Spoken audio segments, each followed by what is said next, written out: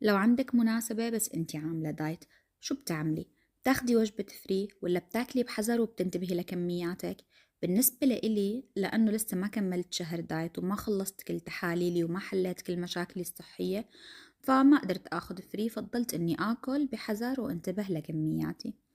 أول شي ألف مبروك للعروسين اللي حضرت فرحهم مبارح، وألف مبروك لجيراني حبايب قلبي.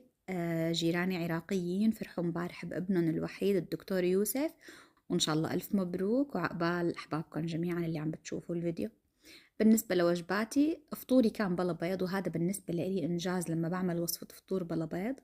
حطيت اللبنة مع لبن يوناني، حطيت لهم خيار مبشور، حطيت عليهم ملح، والباذنجان اللي عملته بالقلاية الهوائية مع بخة زيت وخس مفروم وجوز مفروم وحبوب رمان، وهيك كان الفطور.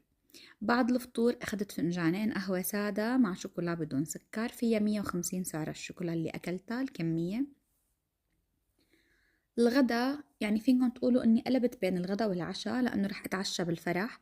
فالغدا كان تونة عملتها سلطة مع خس وزيتون وفلفلة صفرا ودرع، وقبضة من بذور اليقطين ورشة فلفل أسود وليمون حامض. وطبعا هاي الكمية كانت لأكتر من شخص، يعني تقريبا 3 أشخاص، فأنا أخذت تلت هاي الكمية. بعدين رحت على الفرح، هاي الضيافة كلها ما قربت عليها مع أنه شكلها بشهي، بس يعني أنا ملتزمة. أخدت القهوة لأنه بدون سكر.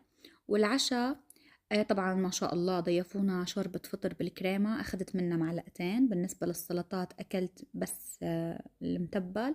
وكمية الرز تقريبا في بالصحن كوب رز، أنا أخدت نص الكمية، تلت كفتة الدجاج ولقمة من كفتة البطاطا، وأكلت كمية اللحمة اللي كانت بالصحن كلها. انتو بتقولوا مر ال24 بسلام ولا لا؟